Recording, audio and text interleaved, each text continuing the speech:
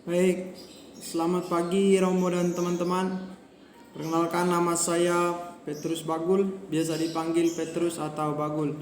Nah, di sini saya akan menjelaskan pada teman-teman semua atau membahas kitab 2 Samuel.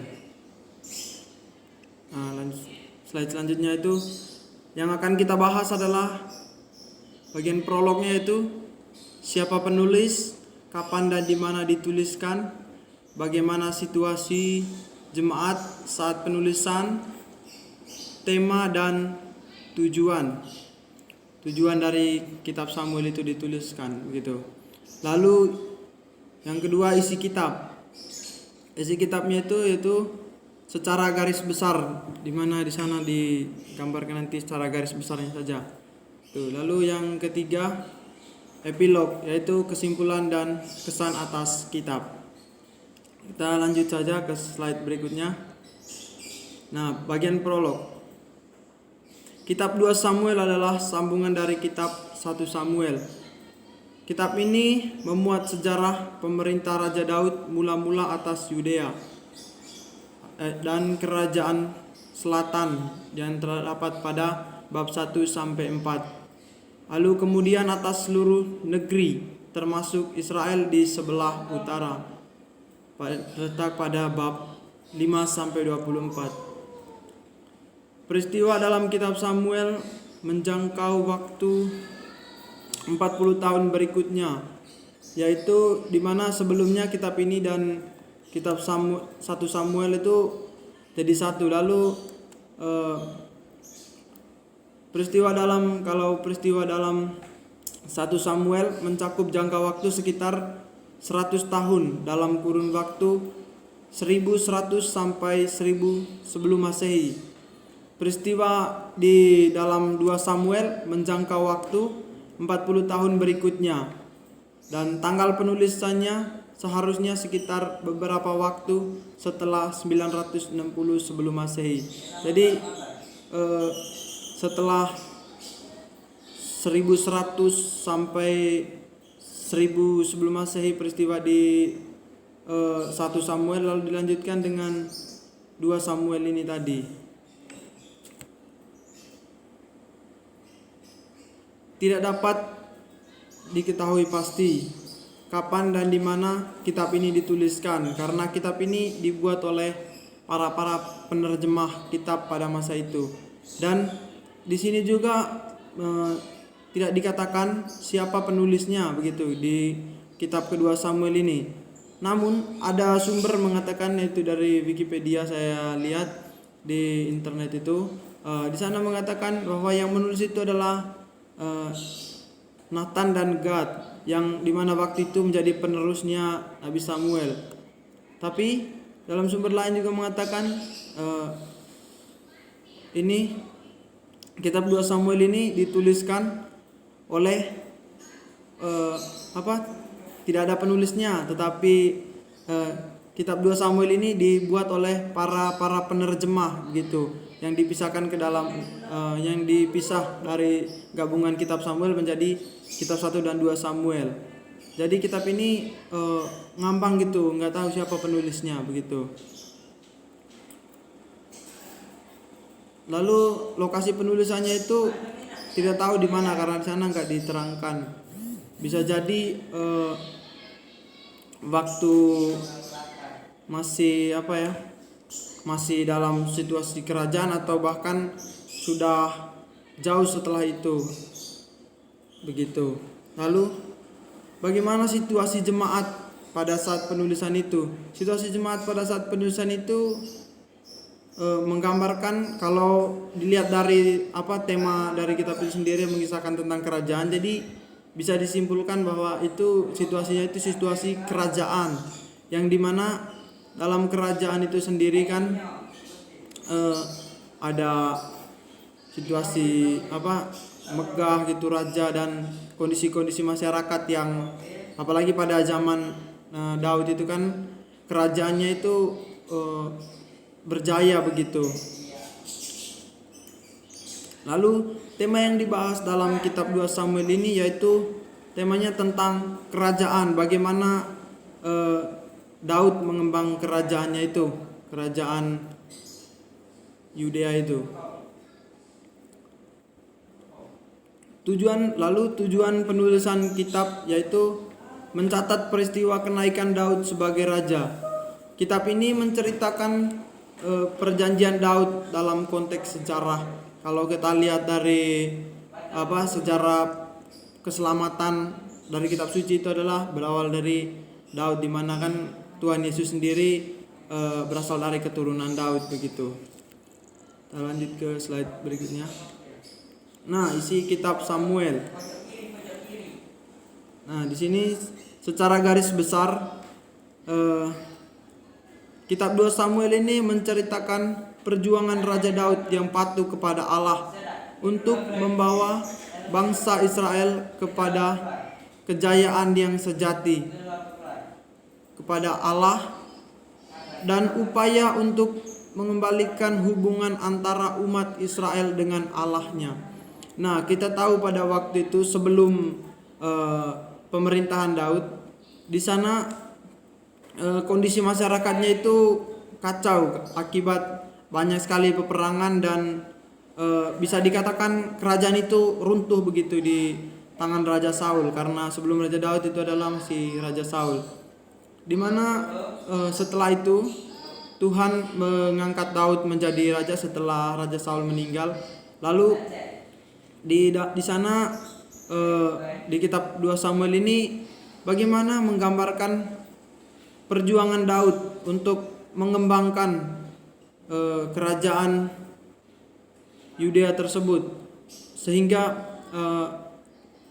bisa membuat masyarakat itu mencapai kejayaannya gitu, dan masyarakat bisa hidup makmur dan terpenuhilah dalam segalanya, baik dari kebutuhan ekonomi, politik, sosial, dan juga kebutuhan imannya. Budayanya juga begitu berkembang dengan baik. Kita lihat dari bentuk-bentuk dari kerajaan itu sendiri, dari bangunannya itu bisa dilihat saja begitu. Lalu di sana juga dalam isi kitab itu juga dijelaskan bagaimana keluarga Daud itu menghadapi gejolak gitu. Di sana juga terdapat persaingan yang keras untuk merebut kekuasaan, karena di sana masih ada anaknya Raja Saul yang sudah meninggal, tapi masih ada anaknya, dan anaknya itu ingin merebut kembali kekuasaan gitu, tapi tidak dapat dia kuasai, karena Tuhan itu selalu menyertai Raja Daud. Jadi Daud selalu berada di bawah kuasa Tuhan, dan Daud juga patuh kepada Tuhan, sehingga setiap masalah yang dihadapi Daud itu pasti ada solusi dan bisa mengatasinya begitu. Karena Tuhan itu selalu menyertainya dalam segala keadaan apapun, meskipun Daud itu masih melanggar perintah-perintah Tuhan begitu, dan dia masih banyak melakukan kesalahan-kesalahan begitu. Seperti salah satu kesalahan yang dilakukan adalah, kesalahan besarnya itu adalah mengambil istri Uria, di mana dia mengambil istri salah seorang tentaranya gitu, lalu menikahinya. Nah, setelah itu juga di kitab 2 Samuel ini juga menceritakan sampai pada Salomo, anaknya Raja Daud itu diangkat juga menjadi raja sebagai penerusnya Raja Daud, yang di sana juga menceritakan bahwa saat masa Raja Salomo juga kerajaan ini bisa bertahan gitu, dan bisa menjadi kerajaan yang tetap berjaya di masa itu. Lalu susunan kitab kedua Samuel ini juga bisa dilihat, yaitu Daud sebagai raja, yaitu telah saya jelaskan tadi, di mana pada masanya itu dia bisa membawa kembali tabut perjanjian yang telah diambil akibat waktu keruntuhan kerajaan itu sendiri dari Raja Saul, lalu dia bisa membawa kembali tabut perjanjian itu ke Yerusalem, ke kota baru yaitu Yerusalem. Lalu di sana juga tentang keluarga Daud, di mana di sana menceritakan dan menjelaskan bagaimana situasi keluarga Daud saat itu. Yang tadi saya jelaskan, yaitu di mana di dalam keluarganya itu masih banyak permasalahan, perselisihan, percocokan berkaitan dengan kekuasaan tentunya, dan untuk menjadi orang-orang di kerajaan itu juga banyak permasalahan. Itu permasalahan dari dalam keluarga sendiri, belum dari luar kerajaan, pasti masih banyak lagi. Tetapi di sini bagaimana pergulatan tentang keluarga Daud itu sendiri di dalamnya begitu. Lalu yang ketiga, tambahan mengenai pelbagai hal di zaman Daud, yaitu di mana pada masa Daud itu tambahannya itu adalah yang seperti yang saya jelaskan tadi, di mana Daud itu mengambil istri Uria tentaranya, yaitu untuk dinikahkannya gitu. Setelah itu Daud melakukan